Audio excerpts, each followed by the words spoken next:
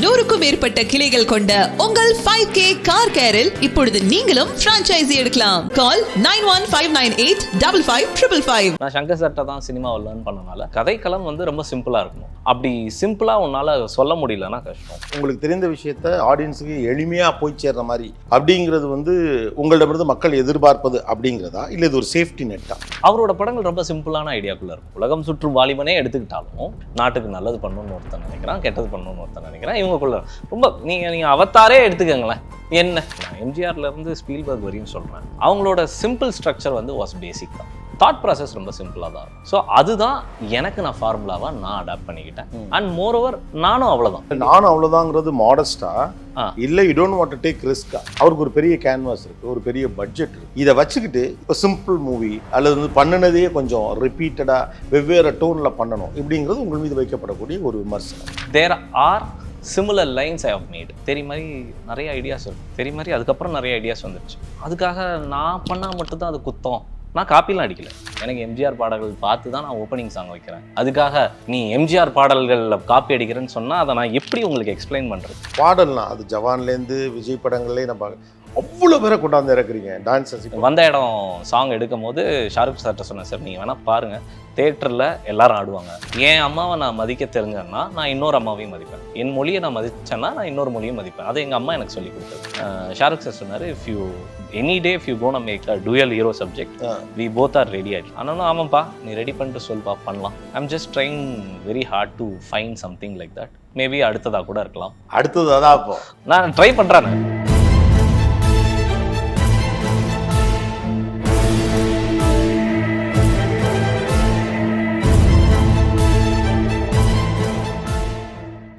At least being பேசிக் இதை ஒரு 4-5 இடத்துல அட்லீஸ்ட் சொல்லி நான் கேட்டேன்.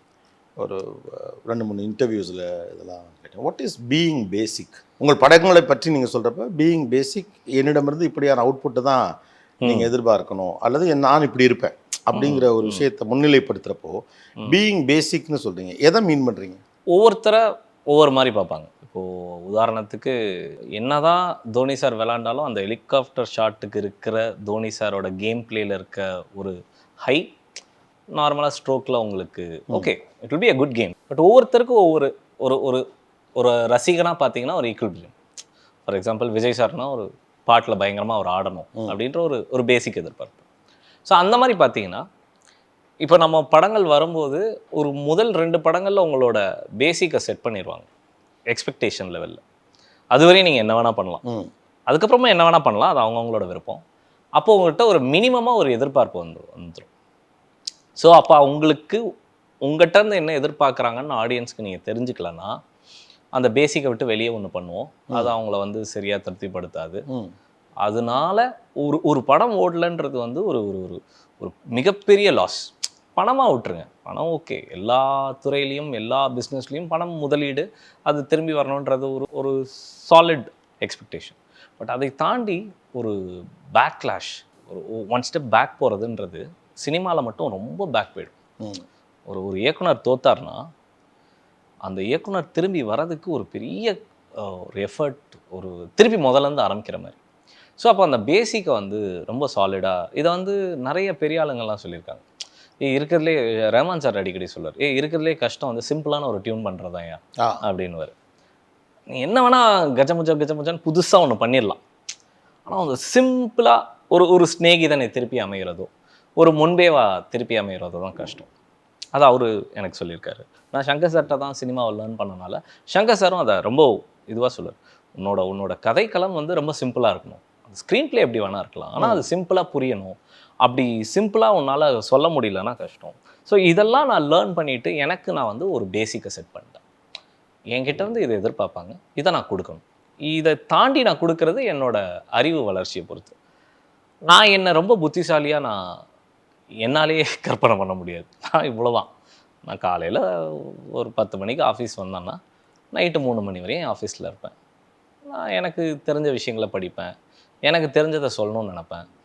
எனக்கு ஒரு விஷயம் புதுசாக நான் கேட்குறேன்னா அதை எப்படி சிம்பிளாக புரிய வைக்க முடியும்னு பார்ப்பேன். எப்பா இந்த ஐடியாலாம் சொல்லி நம்மளால் சொல்ல முடியாதுப்பா, இது வேறு ஐடியா அப்படின்னு வச்சுருக்கேன். So being simple is being basic. Simplest form is the grandeur form அப்படின்னு எனக்குள்ள ஒரு அண்டர்ஸ்டாண்டிங் இருக்குது. ஒரு படத்தை அல்லது உங்களுக்கு தெரிந்த விஷயத்த ஆடியன்ஸுக்கு எளிமையாக போய் சேர்ற மாதிரி சொல்ல முயற்சித்தல் அப்படிங்கிறதுல பீயிங் பேசிக் அப்படிங்கிறது வந்து உங்களுடைய ஐடென்டிட்டி அல்லது உங்களிடமிருந்து மக்கள் எதிர்பார்ப்பது அப்படிங்கிறதா இல்லை இது ஒரு சேஃப்டி நெட்டா? நம்ம அவ்வளோதானே, உண்மையை சொல்கிறோன்னா நம்ம அவ்வளோதான். சரி, எங்கள் அப்பா வந்து பயங்கர எம்ஜிஆர் ஃபேன். சின்ன வயசுலேருந்து தத்துவ பாடல் தான் கேட்பார் எங்கள் அப்பா. நான் சின்ன வயசுலேருந்து தத்துவ பாடல்கள் தான் கேட்டு வளர்ந்துருக்கேன். ஏன் தத்துவ பாடல் அப்படின்னும் போது அந்த பாட்டில் ஒரு கருத்து, ஒரு சிம்பிளிசிட்டி, ஆனால் அதில் ஒரு மாரல், அதை கேரி பண்ணி வாழவும் முடியும். அவரோட படங்கள் ரொம்ப சிம்பிளான ஐடியாக்குள்ளே இருக்கும். என்ன நீங்கள் உலகம் சுற்றும் வாலிபனே எடுத்துக்கிட்டாலும் அந்த ஐடியா வந்து ஒரு பைரவன், ஒரு கெட்டவன், ஒரு கெட்ட சயின்டிஸ்ட், ஒரு நல்ல சயின்டிஸ்ட், நாட்டுக்கு நல்லது பண்ணணும்னு ஒருத்தன் நினைக்கிறான், கெட்டது பண்ணணும்னு ஒருத்தன் நினைக்கிறான். இவங்களுக்குள்ள ரொம்ப நீங்கள் அவத்தாரே எடுத்துக்கங்களேன், என்ன தன் குடும்பத்தை அவ்வளோதான். ஸோ ஒரு சக்ஸஸ்க்குள்ளே இருக்கக்கூடிய நிறைய விஷயங்கள், நான் எம்ஜிஆர்லேருந்து ஸ்பீல்பர்க் வரையும் சொல்கிறேன், இவங்கெல்லாம் மிகப்பெரிய வெற்றியாளர்கள் என்னோட துறையில். நான் அப்படி பார்க்குறேன். அவங்களோட சிம்பிள் ஸ்ட்ரக்சர் வந்து வாஸ் பேசிக் தான். அது வந்து எக்ஸ்ட்ராடினரி ஸ்க்ரீன் பிளே இருந்தாலும் தாட் ப்ராசஸ் ரொம்ப சிம்பிளாக தான் இருக்கும். ஸோ அதுதான் எனக்கு நான் ஃபார்முலாவாக நான் அடாப்ட் பண்ணிக்கிட்டேன். அண்ட் மோரோவர் நானும் அவ்வளோதான். என்னால் வந்து ஒரு எக்ஸ்ட்ராடினரி நானும் அவ்வளோதாங்கிறது மாடஸ்டா இல்லை you don't want to take ரிஸ்கா? நான் பல தடவை முயற்சி பண்ணியிருக்கேன். பல தடவை வந்து ஒரு ரொம்ப சில ஃப்ரெஞ்ச் புக்கு இதை படிங்கலாம் சொல்லியிருக்காங்க. நானும் எடுத்து இதே இடத்துலலாம் வச்சுருக்கேன். 2 பக்கத்துக்கு மேலே நம்மளால் தாண்ட முடியாது. அதை வந்து யாராச்சும் சொன்னால் என்னால் கேட்க முடியும்.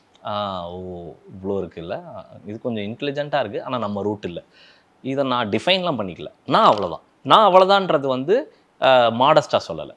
எனக்கு புரிகிற விஷயத்தை மட்டும்தான் என்னால் எக்ஸ்பிளைன் பண்ண முடியும். Okay, I am not going to a idea which I can't even understand. Why don't you try to understand? இப்போ ஸ்கூல்லேருந்து ட்ரை பண்ணியிருக்கேன். எனக்கு அது it's not working. It's not ஒர்க்கிங்ல I am not getting in to that shoes. Okay, for an example, என்ன excite பண்ணுற விஷயங்கள் ரொம்ப சிம்பிளாகவே இருக்குது. அந்த விஷயம் என்னை எக்ஸைட் பண்ண மாட்டேங்குது. அது வந்து நான் ஒரு வீம்புக்காக இல்லை அப்படி ஒரு ரூட் எடுப்போம் அப்படின்னு எடுக்கிறதுக்கு வந்து என்னைக்கு எடுப்பேன்னா, என்னைக்கு என் கை காசை போட்டு நான் அனௌன்ஸ் பண்ணி, எப்பா இது வந்து ரொம்பலாம் யோசிக்காதீங்க, இது என்னோட முழு முயற்சி, இதில் நான் யாரையுமே ரிஸ்கில் போடலன்னு ஒன்று பண்ணுவேன். Maybe towards my end of feeling time அப்படின்னு வரும்போது நான் அதை பண்ண முயற்சி பண்ணுவேன். பட் என்னை நம்பி ஒரு பெரிய ஹீரோ டேட்டு கொடுக்கும்போது அந்த படத்துக்கு ஒரு 3000-4000 ஃபேமிலி உழைக்கும் போது எல்லாத்துக்கும் ஒரு பேசிக் ப்ராமிஸ் வச்சிட வேண்டியதாகிடுது. இப்போது என்கிட்ட ஆடியன்ஸ் எதிர்பார்க்குறது என்ன? ஒரு நல்ல பாட்டு எடுப்பான் நான் நினைக்கிறனால தான் ஒவ்வொரு படத்துலையும் அதெல்லாம் ஒர்க் அவுட் ஆகுது. நல்ல ஃபைட் இருக்கும், ஒரு நல்ல மாரல் கதை இருக்கும், ஒரு ஃப்ளாஷ்பேக் இருக்கும் அப்படின்னு ஏதோ ஒன்று நம்புகிறாங்க.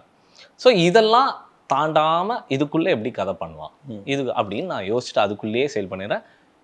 ஒரு வகையில் யோசித்தோன்னா எல்லாரையும் கன்சிடர் பண்ணி எடுக்கக்கூடிய ஒரு பேசிக் கால்குலேஷன் தான் பீயிங் பேசிக். ஆனால் அதே நேரத்தில் இப்போ அட்லி மீது வைக்கப்படக்கூடிய ஒரு விமர்சனம் அப்படிங்கிறது என்ன அப்படின்னா, அவருக்கு ஒரு பெரிய கேன்வாஸ் இருக்குது, ஒரு பெரிய பட்ஜெட் இருக்குது, பெரிய ஆர்டிஸ்ட் இருக்காங்க, பெரிய டீம் இருக்குது. ஓகே, அப்புறம் அவருக்குன்னு ஒரு செட் ஆஃப் ஆடியன்ஸ் இருக்காங்க. இதை வச்சுக்கிட்டு ஏன் வந்து சிம்பிள் மூவி அல்லது வந்து பண்ணினதே கொஞ்சம் ரிப்பீட்டடாக வெவ்வேறு டோனில் பண்ணணும் இப்படிங்கிறது உங்கள் மீது வைக்கப்படக்கூடிய ஒரு விமர்சனம். இதை நீங்கள் எப்படி பார்க்குறீங்க? இல்லைண்ணா, நான் வந்து ராஜாராணி பண்ணும்போது ரொம்ப ஜென்யூனாகவே நான் சொன்னேன், குடும்பங்கள் நிறைய பிரிகிற காலங்களை நம்ம பார்க்க முடியுது, இதுக்கு ஏதாச்சும் ஒன்று பண்ணணும் தான் ராஜாராணி பண்ணணும். அப்படி பண்ணும்போது அப்படி ஒரு மைல்கல் படம் வந்து இருக்கும்போது அந்த மைல்கல்லை கம்பேர் பண்ணாங்க. ஆனால் இது வந்து ஒரு ஒரு பாயிண்டில் நான் வந்து இந்த கருத்தை நான் எப்படி எடுத்துக்கிட்டேன்னா, ஓகே ஒரு கம்பேரிட்டிவாக ஒரு படம் இருந்தால் அதை பண்ணிடக்கூடாது போல், அப்போ வேறு மாதிரி பண்ணணும்னு நினைக்கும் போது வேறு எதுவுமே இல்லை. ஏதோ ஒன்று பண்ணால் ஏதோ ஒன்று இருக்க தான் செய்யுது. ஆனால் ஜென்யூனாக நான் உட்காந்து உழைச்சி யோசித்து 10 பேர்கிட்ட ஒரு சந்தானம் காமெடியை பேசி ஒரு நயன்தாரா காரில் அழுகிற சீனை நம்ம உட்காந்து யோசித்து எல்லாமே ஜென்யூனாக பண்ணுற ஒர்க் தான். அது எங்கேயோ ரெப்ளிகேட்டட் ஜோனில் கம்பேரிட்டிவாக கிரிட்டிக்கலாக ஒரு நிமிஷம் சொல்லிட்டு போகிறனால என்னோட உழைப்பு, என்னோட நேர்மை, என்னோட யோசிப்பு எல்லாமே ரெப்ளிகாவாக இருக்குதுன்னு நான் நினைக்க முடியாது. It is there thought. Of course there are similar lines I have made. இப்போ ஃபார் எக்ஸாம்பிள் சொல்லணும்னா, தெரி மாதிரி நிறைய ஐடியாஸ் இருக்கும், தெரி மாதிரி அதுக்கப்புறம் நிறைய ஐடியாஸ் வந்துடுச்சு. அதுக்காக நான் பண்ணால் மட்டும்தான் அது குத்தம். நான் காப்பிலாம் அடிக்கலை, அதை நான் எங்கே வேணால் வந்து சொல்ல முடியும்.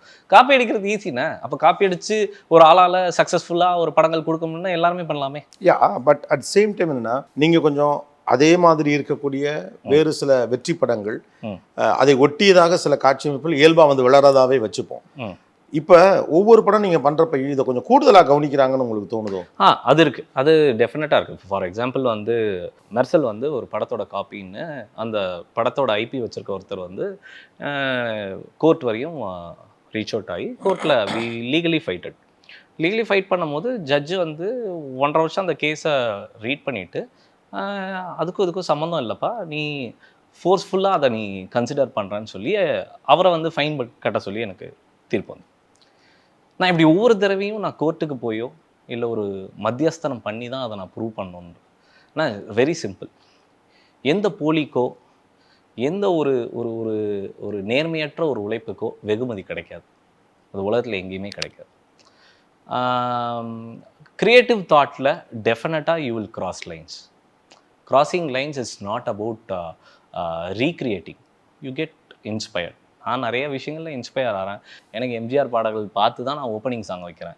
அதுக்காக நீ எம்ஜிஆர் பாடல்களில் காப்பி அடிக்கிறேன்னு சொன்னால் அதை நான் எப்படி உங்களுக்கு எக்ஸ்பிளைன் பண்ணுறது? Give me a way out. நான் ஜென்யூனாக தான் ஒர்க் பண்ணுறேன். நான் வந்து ராஜாராணி வந்து லவ் ஸ்டோரி, அடுத்து போலீஸ் ஸ்டோரி பண்ணணும்னு ஜம்ப் பண்ணுறேன். திருப்பி ஒரு ராஜாராணி பண்ணி என்னால் ஈஸியாக சக்ஸஸ்ஃபுல் லைனில் இருக்கும். நான் ஒரு ரிஸ்க் எடுக்கிறேன், போலீஸ் ஸ்டோரி. அடுத்து வில்லேஜ் பேஸ்டாக பண்ணணும்னு மெர்சல் பண்ணுறேன். சரி, இதெல்லாம் பண்ணிட்டோம். விஜய் சாரை வச்சுட்டு ஒரு ஸ்போர்ட்ஸ் ட்ராமா பண்ணால் என்னென்னு பண்ணுறேன். ஒரு ஷாருக் கான் வந்து ஒரு ஒரு ஒரு லவ் ஃபில்ம்னா அப்படி தெரிச்சு ஓடும். நான் உங்களுக்கு லவ் பண்ணல, உங்களுக்கு மாஸ் பண்ணணும். எனக்கு நான் ரிஸ்க் எடுக்கிறேன். Of course I am taking a very big risk. இப்போ ஷாருக் சாருக்கு இப்படி ஒரு கதை நீங்கள் ஒருத்தன் சொல்ல முடியுமான்னு யோசிச்சா 30 வருஷத்தில் யாருமே அப்படி ஒரு கதையும் சொல்லலை, அப்படி ஒரு ப்ரப்போசலும் போல. நான் அந்த ரிஸ்க் எடுக்கிறேன்ல. இப்போ விஜய் சார் வந்து அப்படி பயங்கர மாஸ் ஹீரோவாக இருக்கார். டக்குன்னு நீங்கள் 6 வயசு குழந்தைக்கு அப்பா நீங்கள் ஃபைட் பண்ண மாட்டீங்க, இப்படி தான் உங்களோட ஓப்பனிங் சீன் வந்து உங்கள் பொண்ணு வந்து உங்களை சரியான மொக்க பேபி நீ அப்படின்னு சொல்கிறது தான் உங்களோட ஃபஸ்ட்டு டைலாக்ன்ற ரிஸ்க் எடுக்கிறேனே. எடுக்காமல் இல்லை, I am also changing route. But எனக்கு சின்ன லிமிட்டேஷன் இருக்குது. தெரில, மேபி உலக சினிமாவில் எனக்கு மட்டும்தான் அந்த கிரிட்டிசிசம் இருக்குன்னு நினைக்கிறீங்களான்னு தெரில. எல்லாருக்கும் இருக்குது, பெரிய பெரிய இயக்குனர்களுக்கு, பெரிய பெரிய படைப்பாளிகளுக்கு. இதில் இன்னொரு சைட்லேருந்து பார்க்குறப்ப என்னன்னா, இதை வந்து ஒரு இப்படியும் பார்க்கலாமா அப்படின்னு. ஒரு நல்ல படைப்பாளி, ஓகே, ஒரு சின்ன வயசில் நிறைய பெரிய விஷயங்கள் செய்கிற ஒரு ஆள், இன்னும் நெக்ஸ்ட் லீப்புக்கு போனால் என்னங்கிற ஒரு அக்கறையிலிருந்தும் இந்த விமர்சனம் வரக்கூடும். அஃப்கோர்ஸ் அதை நான் கன்ஃபார்மாக எடுத்துக்கிறேன். முழுக்க உங்க வெறும் விமர்சனத்திற்காக மட்டுமல்லாமல் இப்படிப்பட்டவர் இவ்வளோ ஒரு ஆப்பர்ச்சுனிட்டி இருக்க ஒரு ஆள் ஏன் இதை ஒட்டுமொத்த சினிமாவை ஸ்கேல் அப் பண்ணக்கூடாது அப்படிங்கிற ஒரு ஆதங்கத்திலிருந்தும் இந்த விமர்சனம் வரலாமான்னு கேட்குறேன். இல்லை, ஜென்யூனாக ஒரு பர்சன்டேஜ் ஆஃப் பீப்புளுக்கு அது இருக்குது. அதாவது என்னை பிடித்து என் படங்கள் பிடிக்கக்கூடியவங்களுக்குமே எப்பா இது ரொம்ப ரெகுலர் ஜோனுக்குள்ளேயே இருக்க, கொஞ்சம் நீ வெளியே போய் பண்ணலான்ற ஆசை எல்லாருக்கும் இருக்கு. நான் உண்மையிலே அந்த முயற்சி எடுத்துக்கிட்டு தான் இருக்கீங்க. நான் வந்து இல்லை அப்படிலாம் கிடையாது. என்னோட லாஸ்ட் அசிஸ்டன்ட்லேருந்து அன்னைக்கு வரக்கூடிய லைட்மேன்கிட்ட இருந்து கூட நான் கருத்து கேட்டு படம் பண்ணுற ஒரு பர்சன் தான். அது என்னை பற்றி நான் சொல்ல முடியாது, என் டீமை நீங்கள் கேட்டிங்கனாலே சொல்லுவாங்க. So over comes with feedback I use to observe it. நான் அதை முடிஞ்ச வரையும் மாற்றிட்டு தான் இருக்கேன். ஆனால் எங்கன்னா பெரும்பான்மையான ஒரு கூட்டத்துக்கு ஃபஸ்ட்டு கல் அடிக்கிறதுக்கு ஒரு மேட்ரு தேவைப்படுது. அதாவது எப்படியோ ஹிட் ஆகிடுது படம், அதை ஒன்றும் சொல்ல முடியல. வசூலாகிடுது, அதையும் ஒன்றும் சொல்ல முடியல. படம் பார்த்துட்டு எப்படி இறக்கலாம் அப்படின்னு யோசிக்கும் போது ஃபஸ்ட்டு கம்பேரேட்டிவாக ஈஸியாக எல்லார் மைண்டையும் பொல்யூட் பண்ணுறதுக்கு ஒரு விஷயத்த ஒரு ஒரு தரப்பினர் செஞ்சுக்கிட்டே தான் இருக்காங்க. பெரும்பான்மையாக அதுதான் அதிகமாக இருக்கே ஒழிய ஜென்யூன் ஃபீட்பேக்கில் ரொம்ப கம்மியாக தான் அது இருக்குதுன்னு நான் ஃபீல் பண்ணுறேன். அது ஒரு இவன் ஜெயிக்கக்கூடாது, அது எல்லாருக்கும் இருக்குண்ணா, எனக்கு மட்டும் இல்லை, எல்லாருக்கும் இருக்குது, எப்பேற்பட்ட ஆளுக்கும் இருக்குது. அது வந்து அதை தவிர்க்கவே முடியாது. நீங்கள் வந்து இது வந்து ரஜினி சாருக்கு இல்லைன்னு நினைப்பீங்களா, இல்லை விஜய் சாருக்கு இல்லைன்னு நினைப்பீங்களா, இல்லை அஜித் சாருக்கு இல்லைன்னு நினைப்பீங்களா, எல்லாருக்கும் அவங்கள தட்டி பார்க்குற ஒரு பேசிக்கான கிரிட்டிசிசம் இருக்க தான் செய்யும். You have to fight and you have to move on. இப்போது ஷாருக் சாருக்கு இது தெரியாமல் என்னை கூப்பிட்டு கதை கேட்பார். விஜய்க்கும் உங்களுக்கும் நல்ல கெமிஸ்ட்ரி இருக்கலாம், இஸ் லைக் யுவர் ஃபாதர், நீங்கள் பிரதர்ஹுட் உங்களுக்குள்ளே இருக்கு, எல்லாம் ஓகே. ஆனால் ஒரு 3 படங்களை வந்து அந்த கிராட்டிடியூடுக்காக ஒருத்தர் கொடுக்க முடியாது. கரெக்ட். அப்போ எப்படி பேசுவீங்க நீங்கள் ஒரு ஹீரோவோட? அவரோட எப்படி அதை உங்களை நம்பி வர சொல்லிட்டாரு ஷாருக்கே கூட, பட் அவருக்கு நம்ப வைக்கணும்ல. இல்லைண்ணா, நான் எப்பயுமே ஒரு கதையை வந்து இப்படி ஒரு ஐடியான்லாம் சொல்ல மாட்டேன். நீங்கள் எப்படி படம் பார்க்குறீங்களோ அப்படி நான் நெரேட் பண்ணுவேன். அப்படியே தான் நரேட் பண்ணுவீங்க. 3 to 4.5 hours, 3 hours to 4.5 hours N narration இருக்கும். 2 hours 2.5 hours நரேஷன் இருக்கும். ஆக்ஷன் கூட இப்படி ஒரு சேஸ் சார் நீங்கள் மேலே போகிறீங்க கீழே குதிக்கிறீங்களா சொல்ல மாட்டேன். அது எனக்கு கன்வின்ஸ் ஆகிற வரையும் நான் உழைச்சிட்டு அதை ஒரு நரேட்டிவாக கொடுப்பேன். Mostly in all my first narrations I have worked my film. என்னோட முதல் நரேஷன் எப்பயுமே வந்து சக்ஸஸ்ஃபுல்லாக முடிஞ்சிருக்கு. இது வரைக்கும் எங்கேயுமே போய் நான் ஒரு ஹீரோ கதை சொல்லி கதை பிடிக்கலன்னு இது வரைக்கும் எந்த ஹீரோவும் என்கிட்ட சொன்னதில்லை. நான் போய் சொல்லியிருக்கேன், எனக்கு இந்த கதை நான் உங்கள்கிட்ட போன மாதம் சொன்னேன்ல, நரேட் பண்ணல, அதை விட பெட்டராக இன்னொன்று இருக்குது, ஒரு 30 days டைம் கொடுங்கன்னு சொல்லியிருக்கேன் ஒழிய இது வரைக்கும் I have not had a setback that after a narrative sir it is very similar to some idea, it is not working அப்படின்னு யாருமே எனக்கு இது வரைக்கும் யாரும் சொல்லலை. ஓகே, ஒரு 5 படம் கண்டினியூஸாக ஜெயிக்கிறது இன்றைக்கி வந்து பெரிய விஷயம். இன்றைக்கி இருக்கிற சினிமா மார்க்கெட்டில் தொடர்ச்சியாக 5 படம் கமர்ஷியல் ஆகும்.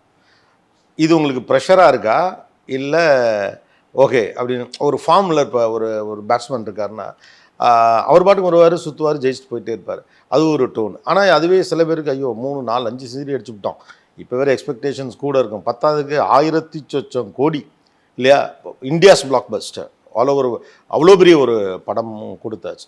Is it a pressure are you more confident? நீங்கள் ஒன்று சொல்லும்போது ஒன்று சொன்னீங்கன்னு, ஒருத்தன் விளாட வரான்னா அவன் பாட்டுக்கு சுற்றி அடிச்சிடலாம். அப்படி ஒருத்தன் விளாண்டு இது வரைக்கும் நீங்கள் பார்த்துருக்கீங்களா? எவன் கிரவுண்டில் இறங்கினாலும் ஐயோ அப்படின்னு இருக்கும்.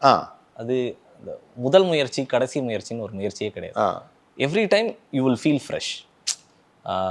இப்போ நீங்கள் இந்த இன்டர்வியூக்கு வந்திருக்கீங்க, பார்த்துக்கலான்னு வந்திருக்க மாட்டீங்க, ப்ரிப்பேர் பண்ணிட்டு வந்துருக்கீங்க.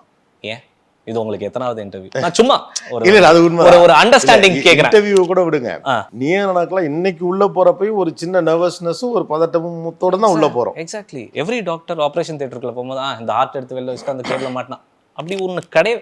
எந்த தொழிலையுமே எந்த முயற்சியுமே இது என் முதல் முயற்சி கடைசி முயற்சியும் இல்லை, முழு முயற்சியாக தான் இருக்கும்.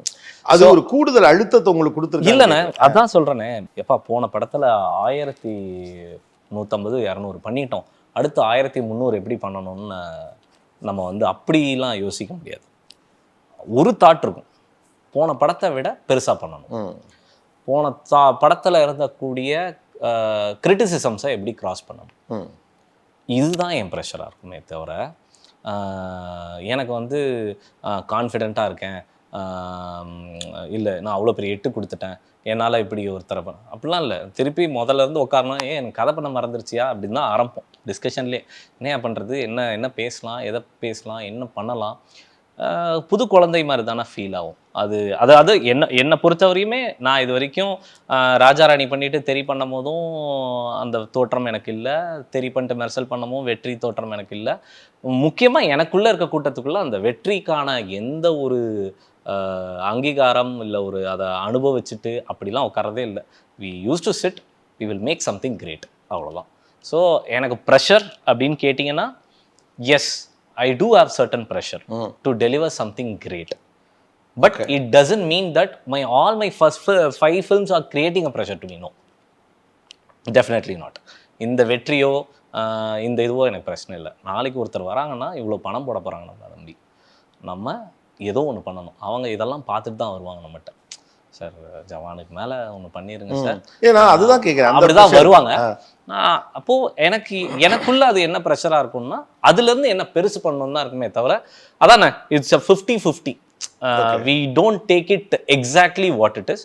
பட் ஆனால் ரொம்ப லவ் பண்ணி அனுபவிச்சு அப்படி ஒன்று பண்ணணும் போது தான் அது வருமே ஒழிய ப்ரெஷரில் உட்காரமும் ஒன்றுமே வராது. அதனால தான் வி டேக் அ ரைட்டர்ஸ் பிளாக்னு ஒன்று சொல்லுவோம். அது வந்து கதை பண்ணும் போதும் வரும், ஒரு சீனுக்கு அப்புறம் இன்னொரு சீனு, இன்னொன்று அடுத்து என்ன பண்ண போகிறோம்னு. அந்த ரைட்டர்ஸ் பிளாக் வந்து always because of your previous pressure தான். அது வெளியே போகும்போது தான் அடுத்தே உதிக்க ஆரம்பிக்கும். நான் வந்து இந்த கேள்வி வந்து ஒரு சினிமா அப்படிங்கிற ஒரு பிக்கர் கேன்வாஸை வச்சு கேட்குறேன், நாட் ஜஸ்ட் அஸ் அட்லி. ஒரு நல்ல இயக்குனர் தன்னுடைய முதல் படத்திலேயே வந்து முத்தாய்ப்பாக ஏதோ செய்கிறாரு அல்லது வித்தியாசமாக ஒன்றை சொல்லுகிறார். ஆனால் பெரும்பாலும் என்ன ஆகுது ரீசன்ட் டைம்ஸில் பார்க்குறப்ப, அந்த ஒரு பெரிய அந்த நல்ல இயக்குனர் உடனடியாக ஒரு பெரிய நடிகரோடு கைகோர்க்கிறார் அல்லது அப்படி ஒரு மார்க்கெட் கிடைக்குது. அப்போ அவரிடமிருந்து வர வேண்டிய படங்கள் வர முடியாமல் படுது. அது உங்களுடைய குரு சங்கர் வரைக்கும் அது நடந்திருக்கு. ஓகே, இது வந்து ஒரு சினிமாவுக்கு ஒரு செட்பேக்கை உருவாக்காது. சினிமா ஈகோ சிஸ்டம் க்ரோ ஆகிறது தான் என்னை பொறுத்த வரையும் ரொம்ப பெரிய. இப்போ ஃபார் எக்ஸாம்பிள்னா சில இயக்குனர்கள் இதை பண்ணிட்டு இருக்காங்க. இப்போது ரஞ்சித் அண்ணன் பார்த்தீங்கன்னா அட்டகத்தையும் பண்ணார், நட்சத்திரம் நகர்களுக்கும் பண்ணார் ஆஃப்டர் ரஜினி சார். மணி சார் அது பண்ணியிருக்காரு. நிறைய அது ஒரு பெரிய ஸ்டாண்ட். அது அது அது அது வந்து நான் வந்து ரொம்ப மதிக்கக்கூடிய ஒரு ஸ்டாண்ட். நீங்கள் எல்லாத்தையும் விட்டுட்டு ஒரே ஒரு கத்தியை வச்சுட்டு வாடா அப்படின்னு கூப்பிட்றது ஒரு பெரிய ஸ்டாண்ட். அது டெஃபினெட்லி ஒரு ஹீரோ சப்போர்ட் இல்லாமல், ஒரு ப்ரொடக்ஷன் சப்போர்ட் இல்லாமல் நம்மளோட ஐடியாக்குள்ள அது definitely it's a good thing. But அதை தாண்டி ஒரு ஈகோ சிஸ்டம் ரன் ஆகுதுன்னா, இப்போது ஒன்றுமே இல்லைண்ணே, சின்ன படங்கள் அப்படின்னு சொல்லக்கூடியது 4 to 8 to 10 crores படங்கள் அதுவும் நிறையா உருவாயிட்டிருக்கு. அது தோக்குறதுக்கும் ஒரு பெரிய படம் தோக்குறதுக்கும் பல பிஸ்னஸ் மேக்ஸ் இருக்குது. ஓகேவா? ஒரு பெரிய படம் நடந்ததுன்னா அந்த பெரிய படத்தில் அத்தனை டான்சர்ஸ்க்கு வேலை வரும், அத்தனை கார்பெண்டர்ஸ், செட்டு போடுற கார்பெண்டர்ஸ் ஆங்கி இருக்கிறவங்களுக்கு வேலை வரும். ஸோ ஒரு பெரிய படம் நடக்கிறது வந்து ஈகோ சிஸ்டமில் ரொம்ப முக்கியமான ஒரு லிவிங் லைஃப். அது எப்படி சொல்கிறதுனா, எல்லாருக்கும் வேலை வாய்ப்புன்றது ரொம்ப கட்டாயமாக இருக்குது. ஸோ என்னை பொறுத்த வரைக்கும் நான் பர்சனலாக எப்படி பார்ப்பேன்னா, நான் சின்ன படம் பண்ணுறனால எனக்கு ஒரு 500 பேருக்கு நான் வேலை தர முடியும். ஆனால் நான் ஒரு பெரிய படம் பண்ணேன்னா 10,000 பேருக்கு வேலை தர முடியும். என்னோட சக்ஸஸில் அந்த 10,000 பேர் இருக்காங்கன்றது தான் என்னோட கேல்குலேஷனாக இருக்கனால, என்னைக்காச்சும் ஒரு நாள் எனக்கு நிறைய தேவைக்கு அதிகமான வருமானமும் பெயரும் இதுவும் வந்ததுக்கப்புறம் I might go for a try with a small film, just for a try. But இது வந்து சினிமாக்கு செட்பேக் ஆனால் கிடையாது. அப்படி ஒரு இல்லை, நான் ஏன் கேட்குறேன்னா, ஒரு ஈகோ சிஸ்டம்னு சொல்கிறப்ப அதோடைய பிஸ்னஸ், அதோட மேத், இதை தாண்டி அதோடைய க்ரியேட்டிவ் ஸ்பேஸ், அதை என்ஹான்ஸ் பண்ண வேண்டியது. ஓவராலாக அந்த இண்டஸ்ட்ரியினுடைய டேஸ்ட்டு, ஆடியன்ஸுடைய டேஸ்ட்டில் ஆடியன்ஸுக்கு டிஃப்ரெண்ட் வெரைட்டிஸ் கொடுக்குறது அப்படின்னு ஒன்று இருக்குல்ல, இது எல்லாமே இந்த ஈகோ சிஸ்டத்துக்குள்ளே சேர்ந்தது தானே, not just the opportunity. Yeah, but that's ஓகேண்ணே. அதாவது எல்லாம் சேர்ந்தது தான் கலவை. இப்போ நீங்கள் சொன்ன மாதிரி ஒரு டிஃப்ரெண்ட்டான தாட், பெரிய படங்கள்லேயும் டிஃப்ரெண்ட்டான தாட்ஸ் வருது. நான் இல்லைன்னு சொல்ல முடியாது, அதை நான் பேர் சொல்லியும் சொல்ல முடியாது. சில பெரிய படங்கள் பேசிக் தாட்ஸோடையும் வருது, அதுவும் பெரிய வெற்றிகள் அடையுது. நான் இல்லைன்னு சொல்ல. But to me I consider cinema வந்து லாஸ்ட் 10 years இந்த மாதிரி இந்த 10 years இல்லை.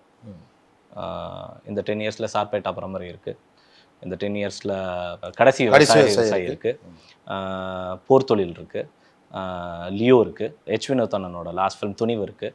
So I see there are enough new cultural fusions are there. Balance இருக்குன்னு நினைக்கிறேன். அதாவது இது கம்ப்ளீட்டாக எராடிகேட் ஆயிடுச்சு, ஒன்லி வெறும் ஒரு தரப்புக்கான கமர்ஷியல் படங்கள் மட்டும்தான் வருதுன்னெலாம் இல்லை. I think both the ends are coming every now and then. எல்லா இயக்குநர்களும் ட்ரை பண்ணுறாங்க, எல்லா நடிகர்களும் ட்ரை பண்ணுறாங்க. பட் என்னை பொறுத்தவரையும் பெரிய படம் கம்மியாயிடுச்சுன்னா இந்த சிஸ்டமை எப்படி ரன் பண்ணுறதுன்னு எனக்கு ஒரு டவுட் எப்பயுமே இருக்கும். அதனால நான் அந்த சின்ன பட முயற்சிக்கு டக்குன்னு போக விரும்பலை. எனக்கு அந்த ஆசை இருக்குது. ஜென்யூனாக பார்த்தீங்கன்னா எனக்கு ராஜாராணி மாதிரி ஒரு 4 பேரை வச்சுக்கிட்டு ஒரு சின்னதாக ஒரு அப்பார்ட்மெண்ட் இந்த கதை பண்ணணும்னு எனக்கு ஆசை இருக்குது.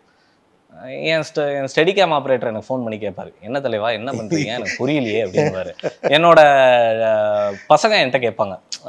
எனக்குன்னு ஒரு கட்டமான கூட்டங்கள் இருக்குது. என்னன்னா, நான் ஒரு ஓப்பனிங் சாங் வைக்கும் போது தான் I feel like family gathering.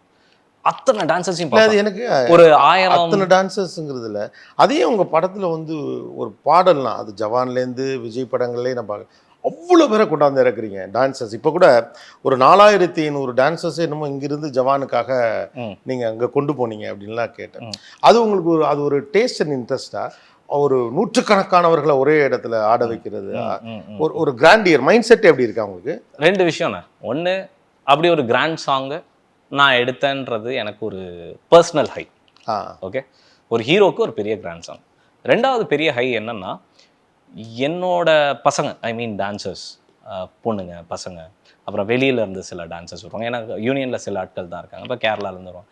இவங்களெல்லாம் திருப்பி சந்திக்கிறதுக்கு ஒரே ஆப்பர்ச்சுனிட்டி அது மட்டும்தான். ஓகே, ஒரு கெட் டுகெதர். அது ஒரு கெட் டுகெதர் தான். ஆனால் அந்த கெட் டுகெதரில் வின் சிச்சுவேஷன் 2 பேருக்குமே இருக்கு. அவங்களுக்கு வேலை கிடைக்குது, எனக்கு ஒரு பிரம்மாண்டம் கிடைக்குது. அண்ட் பேசிக் ஐடியா என்னன்னா, என் ப்ரொடியூசருக்கு அப்படி ஒரு சாங்கும் வேணும். என் ப்ரொடியூசரும் it's not out of an idea, சரி ஏன் சார் தேவையில்லாமல் நம்ம சாங் செலவு பண்ணுறோம் அப்படி யாருமே கேட்டதில்லை. ஒரு சாங் ஒரு படத்துக்கு மிகப்பெரிய புல்லாக வருது. நான் ஜிந்தா பந்தா தான் வந்த இடம் சாங் எடுக்கும் போது ஷாருக் சார்கிட்ட சொன்னேன், சார் நீங்கள் வேணால் பாருங்கள், தேட்டரில் எல்லாரும் ஆடுவாங்க. அப்படியா சார்? ஏன்னா அங்கே தேட்டரில் முன்னாடி ஆடுற கல்ச்சர் அவ்வளோவா கிடையாது. அப்புறம் நான் வந்து ஆலப்புறம் தமிழ் ஸ்க்ரீனுக்கு முன்னாடி ஆடினதெல்லாம் அவர் காமிச்சேன். Oh wow sir, amazing sir, if this happens it will be கிரேட்னு. ஃபஸ்ட் டைம்னா அவருக்கும் எனக்குமான ஃபஸ்ட் டைமில் அந்த கெய்டி தேட்டராக இருக்கட்டும், அங்கே வந்து ரோஹிணி மாதிரி அதெல்லாம் பார்த்தீங்கன்னா முன்னாடி போய் அப்புறம் பஞ்சாபில், பீகாரில், ஹரியானாவில் எல்லா ஊர்லேயும் வீடியோ இருக்குது. அந்த தேட்டருக்கு முன்னாடி வந்தார். ஸோ அது ஒரு பர்சனல் ஹை கொடுக்குது, அதே சமயத்தில் என்னை சார்ந்தவங்களுக்கு வேலையும் கொடுக்குதுன்றதுல ஒரு சாட்டிஸ்ஃபேக்ஷன். இப்போ நீங்கள் சொன்ன அந்த ஜவான் பற்றி நம்ம பேசும்போது இங்கிருந்தே அவ்வளோ பேரையும் கொண்டு போனது, அது அனியா இருக்கலாம், நயன்தாராவாக இருக்கலாம், விஜய் சேதுபதியாக இருக்கலாம், மற்ற டெக்னீஷியன்ஸ், உங்கள் கேமராமேன், அதில் டான்சர்ஸ் வரைக்கும் கொண்டு போனது. இதுக்கு எப்படி உங்களை கன்வின்ஸ் பண்ணீங்க? முதல்ல ஏன் அந்த intention? why you want them? just for comfortability or you want இது என் டீமு, நான் போகிறப்ப எல்லாரையும் கூட்டிகிட்டு போகணும் அப்படிங்கிற எண்ணமா? இல்லைண்ணே, இது கம்ஃபர்ட் ஜோனுன்னு பார்த்தீங்கன்னா அப்படி நம்ம அது ஒரு சின்ன ஃபேக்டர் தான். ஒரு phone call any technician will be very comfortable. எல்லாருமே க்ரியேட்டிவ் தாட்ஸ். இப்போ நான் ஸ்பீரோன்னு எல்லையிலேருந்து ஒருத்தர் வந்தார், அவரோடையும் கம்ஃபர்டபுளாக தான் இருந்தேன். அப்படி கம்ஃபர்ட் ஜோனுன்னு சொல்ல முடியாது. எனக்கு என்னமோ ஒரு பர்சனல் தாட் தான். Made in China, made in Italy அப்படின்ற மாதிரி ஒரு மேட் இன் நம்ம ஜோன் அப்படின்ற ஒரு சின்ன ஃபீல் தான் அது. It is not comparatively saying that we are greater அப்படின்னு கிடையாது. அந்த மாதிரி அதுதான் இருக்கிறதுலே முட்டாள்தனம். என் அம்மாவை நான் மதிக்க தெரிஞ்சேன்னா நான் இன்னொரு அம்மாவையும் மதிப்பேன். என் மொழியை நான் மதிச்சேன்னா நான் இன்னொரு மொழியும் மதிப்பேன். அது எங்கள் அம்மா எனக்கு சொல்லி கொடுத்தது. So it's not about but we are capable of doing something great. We can pull a greater strength. இன்னைக்கு நான் கிண்டலாக சொல்லுவேன், இந்த படத்தில் விஜய் சார் மட்டும்தான் இல்லை, ஷாருக் சார் இருக்கார் அப்படின்னு தான் சொல்லுவேன். அப்படிதான். ஆனால் அதுக்கு ரொம்ப பெரிய thanks I have to give to Shahrukh sir. இந்த இன்டர்வியூ அவர் பார்க்க கூட மாட்டார், நான் இங்கே சொல்ல வேண்டிய அவசியமே கிடையாது. ஆனால் உண்மையிலே அந்த மனுஷனுக்கு நம்ம ஒரு பெரிய தேங்க்ஸ் சொல்லணும். காரணம் என்னென்னா, நீ அங்கேருந்து வரப்பா, உனக்கு என்னென்ன வேணுமோ வச்சுக்கப்பா, நம்மளுக்கு தேவை ஒரு ஹிட்டு, நம்மளுக்கு தேவை ஒரு நல்ல படம் பண்ணணும். நீ சொன்ன ப்ராமிஸை கீப் அப் பண்ணு, உன்னை நம்பி நான் பணம் போடுறேன், நீ எங்கே யாரை கை கட்டுறியோ அவங்கள நீ படத்தில் வச்சுக்கோ அப்படின்ற ஒரு நம்பிக்கை இருக்குல்ல, அது அவருக்கு தான் தேங்க்ஸ் சொல்லணும். எல்லாத்தையும் தாண்டி இந்த படம் ஒரு பாம்பேயில் ஷூட் பண்ணுற படம். திடீர்னு ஒரு பெரிய செட்டு, ஜெயில் செட்டு, அந்த ஸ்கெடியூல் ஒரு 45 நாள், ஒரு 60-65 கோடி ரூபா செலவாகும் அந்த ஸ்கெடியூலோட பட்ஜெட்டு. அப்போது பாம்பேயில் பண்ணலான்னும் போது நான் சொன்னேன், சார் சென்னையில் பண்ணிங்கன்னா it will be very helpful for எனக்கு ரொம்ப ஹெல்ப்ஃபுல்லாக இருக்கும் சார், என்னோட யூனிட்டுக்கு ஹெல்ப்ஃபுல்லாக இருக்கும், டான்சர்ஸ்க்கு ஹெல்ப்ஃபுல்லாக இருக்கும். இது ஒரு அப்படின்னு அவர் சொன்னார், இல்லை சார் இந்த ஐடியா நீங்கள் சொல்லவே வேணாம், நானே இருந்தேன். ஏன்னா உங்களை நான் அந்த ஊர்லேருந்து எடுத்திருக்கேன், அந்த ஊரில் நீங்கள் வெற்றி கொடுத்த ஒரு ஆள், அந்த ஊருக்கு நீங்கள் ஏதாச்சும் திரும்பி பண்ணால் இதுதான் சார் எனக்கும் தெரிஞ்சது தேங்க்ஸ் கிவிங்க, we will make sure we will do that schedule in Chennai sir அப்படின்னு சொன்னார். நான் சரி ஒரு பேச்சுக்கு சொல்கிறாரு, இப்போ அங்கே 65 ரூபான்னா இங்கே பண்ணுறீங்கன்னா ட்ரிபிள் பேட்டா ஒரு 70-75 ரூபான்னு போய் கூட ஆகிடும், ஒரு 10 ரூபா அப்படியே கூட ஆகிடும் வித்தவுட் நோ ரீசன். ஆனால் ஈ செட் ஓகே, ஒத்துக்கிட்டாரு. ஆமாம், அதனால தான் இந்த படம் இங்கே பெருசாக போச்சுன்னு நான் நம்புகிறேன். எப்பயுமே ஒரு கனெக்ட் இருக்கணும்னு அவர் அந்த விஷயத்தில் பெரிய மனுஷன். And I really love him and thank him. அவர் அதை ஒரு பக்கம் ஒத்துக்கிட்டது பெருமைக்குரிய விஷயம் அப்படின்னாலும் கூட ஐ ரெஸ்பெக்ட் திஸ் இன்டென்ஷன். நாங்கள் எங்களுக்கு முடியும் அப்படின்னு அதை வெயிட்டாக காட்டாமல் அதே நேரத்தில் எல்லாரும் சேர்த்து கூட்டிகிட்டு போகணும்னு நினைச்சேன். அன்றைக்கி லோக்கியோட இன்டர்வியூவில் கூட அது 1000 crore பண்ணிச்சு, அதெல்லாம் எனக்கு ஒரு பக்கம் சந்தோஷம். ஆனால் அதை விட எனக்கு பெருமையும் சந்தோஷமும் இங்கிருந்து அவர் எல்லாரும் இங்கே கூப்பிட்டு போனார் அப்படிங்கிற நானுமே அந்த இன்டர்வியூவில் சொன்னேன். அது இட்ஸ் அ குட் சைன். எனக்கு அந்த ஃபீல் ரொம்ப பிடிச்சிருந்தது. ஆமாண்ணா, நம்ம ஒன்றுமே இல்லாத ஆள் நம்மளை தூக்கிட்டு அப்படி ஆடியன்ஸ் அப்படி நிறுத்துறாங்க, அதுக்கு எனக்கு இங்கே சப்போர்ட் பண்ணவங்க தான் ஜாஸ்தி. என்னை உருவாக்குனது இந்த கிரவுண்டு தான். இந்த கிரவுண்டுக்கு என்னால் என்ன முடியுமோ, இது ஒரு பெரிய சாதனைலாம் கிடையாது, யாருமே பண்ணாதெல்லாம் கிடையாது, பட் என்னால் பர்சனலாக என்ன பண்ண முடியும்னா என்னோட லிமிட்டேஷனுக்குள்ளே, என்னோட பட்ஜெட்குள்ளே இந்த ஸ்பெண்ட் அங்கே நடந்ததுன்னா ஐ வுட் பி ஹாப்பி அப்படின்னு நினச்சது தான். அண்ட் தேங்க்ஸ் கிவிங்காக அவங்களும் எனக்கு அதை பெரிய ஹிட் ஆகியிருக்காங்க. தமிழில் டப்டு வெர்ஷனும் நல்லா பண்ணியிருக்கு, தெலுங்குலேயும் நல்லா பண்ணியிருக்கு. So yeah, there is a love share, ரெண்டு விதத்துலேயுமே இருக்குது. எனக்கு ரொம்ப ஆச்சரியமாக இருந்ததுன்னா, நான் கூட அவ்வளோ எதிர்பார்க்கல. இது ஒரு டப்டு ஃபிலிம் தான். அவங்க நம்ம அட்லி படம்னு பார்த்தது எனக்கு உண்மையிலே ரொம்ப ரொம்ப சந்தோஷமாக இருந்தது, ரொம்ப தேங்க்ஃபுல்லாக இருந்தது. ஏன்னா எனக்கு தெரிஞ்சு இதுதான் ஃபஸ்ட்டு ஒரு Bollywood film making a highest number of gross and share south ரீஜன்ஸில் இந்த படம் தான் நம்பர் 1 அப்படின்னு ட்ரேடோட இதை பார்க்கும்போது இதுக்கு மேலே நம்மளுக்கு என்ன பவர் வேணுன்றது தான் ஃபீல் ஆச்சு. ஆஃப்கோர்ஸ் அதுக்கு விஜய் சேதுபதி என்ன இருக்கார், நயன்தாரா இருக்காங்க, ஓகே எல்லாரும் இருக்காங்க, பட் அந்த ஒரு இன்டென்ஷன் இருக்குல்ல, பார்க்கணும், நம்ம பையன் படம்பா, இவன் ஜெயிச்சா நம்ம ஜெயிச்ச மாதிரிப்பா அப்படின்ற ஒரு இன்டென்ஷன் இருக்குல்ல, சிலருக்கு படம் வந்து ஒரு சிலருக்கு நாங்கள் பார்த்த படம் மாதிரி இருக்குன்னு கில் பண்ணலாம் ட்ரை பண்ணாங்க. அது ஜென்யூனாகவே நடந்தது. அது நம்ம பார்த்தாலே தெரியும் ஒரு ஆனால் எப்பா சூப்பராக பண்ணியிருக்கான்ப்பா, இதுக்கு மேலே என்னப்பா அப்படின்னு சொல்கிற கூட்டம் அதிகமாக இருந்தனால அது ஒரு ஒரு பெரிய வளர்ச்சியில் போய் நிறுத்துச்சு. அது ஒரு பெரிய கலெக்ஷனாக எனக்கு ரிசம்பிள் ஆச்சு. And I am really really very happy how the film turned out. இப்போ ஒரு பக்கம் ஷாருக்கோடு நெருக்கமாக இருக்கிறீர்கள், விஜயோடு நெருக்கமாக இருக்கீங்க. 2 பேருடையும் நான் ஒரு இன்டர்வியூவில் கூட பார்த்தப்ப, நான் முதல்ல ஒருத்தவங்களுக்கு படம் பண்ணுறேன்னா அவங்களோட ஃபேன் ஆகிடுவேன். ஆமாம் ஆமாம். அவங்கள என்னால் ரசிக்க முடியலைன்னா நான் அவங்கள வச்சு எல்லாரையும் ரசிக்கிற மாதிரி ஒன்று உருவாக்க முடியும். Correct correct correct. ஸோ இன்றைக்கி தட் 2 பெரிய ஸ்டாரோட ரொம்ப க்ளோஸாக இருக்கிறீங்க. இப்போ இந்தியாவுடைய கான்க்ளேவில் கூட பார்த்தேன், நான் 3000 டார்கெட் பண்ணுவேன் அப்படின்னு சொன்னீங்க. அது எப்படி முடியும்? அதுக்கு அந்த பட்ஜெட்டுக்கு எப்படி பண்ணால் அவங்க 2 பேரும் ஸ்க்ரீனுக்குள்ளே கொண்டு வருவேன் அப்படின்னு? Is there any plan? Ya, genuinely there is a plan. அது என் பர்த்டே அப்போ ஷாருக் சார் அண்ட் இங்கே சென்னையில் தான் நடந்தது. அப்போ அந்த ஜெயில் ஸ்கெடியூல் இங்கே சென்னையில் பண்ணாலும் அப்போ என் பர்த்டே வந்தது. அப்போது வந்து எனக்கு பெரிய சினிமா வட்டாரம் ஃப்ரெண்ட்ஸ் அப்படிலாம் ஒன்றுமே கிடையாது. எல்லாருமே ஃப்ரெண்ட்ஸ் தான், பட் ரெகுலர் ஃப்ரெண்ட் யாரும் கிடையாது. விஜயன் நான் மட்டும்தான் எனக்கு வந்து ரொம்ப, ஏன்னா அவரோட தான் நான் பிஹெச்டி மாதிரி அவரோட மட்டும்தான் இருந்திருக்கேன், அந்த யூனிவர்சிட்டியில் மட்டும்தான் இருந்திருக்கேன். ஸோ அண்ணனுக்கு ஃபோன் பண்ணி இந்த மாதிரியான பர்த்டே செலிப்ரேட் பண்ணுறேன், சார் வர்றாரு, நீங்களும் வந்துடுறேன்ப்பா அப்படின்ட்டு வந்தார். ஸோ அங்கே 2 பேர் பேசும்போது 2 பேருமே என்ன பேசிட்டு கூப்பிட்டாங்கன்னு தெரில. அவங்க பேசிட்டு ஒரு கேஷுவல் பார்ட்டில் அது எனக்கு கூப்பிட்டாங்க. ஷாருக் சார் சொன்னார், if you any day if you gonna make a dual hero subject we both are ready Atlee அப்படின்னாங்க. ஆனாலும் ஆமாம்ப்பா நீ ரெடி பண்ணிட்டு சொல்ப்பா பண்ணலாம் அப்படின்னாரு. ஸோ அவங்க அதை வந்து உண்மையிலே என்னால் ஹேண்டில் பண்ணணும்னு முடியும்னு நினச்சி தான் அதை சொன்னாங்க. I'm just trying very hard to find something like that. Maybe அடுத்ததாக கூட இருக்கலாம், பார்க்கலாமே. ட்ரை பண்ணுறேன், நடந்தால் நல்லாயிருக்கும். அடுத்தது அதான் இப்போ நான் ட்ரை பண்ணுறேன். நான் என்னை பொறுத்தவரை என்னால் 2 பேரும் சொல்லிட்டாங்க அப்படிங்கிறப்ப அங்கே தே ஆர் ரெடி.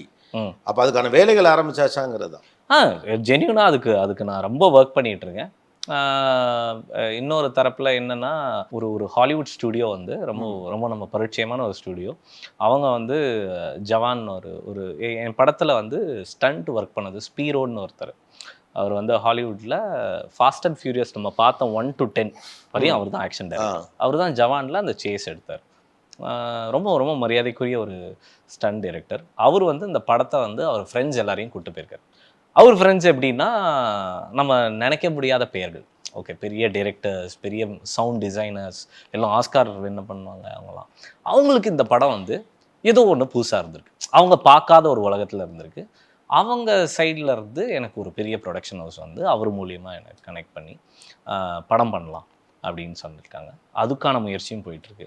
ஹாலிவுட்டுக்கான ஒரு முயற்சி ஒரு பக்கம் போயிட்டுருக்கு.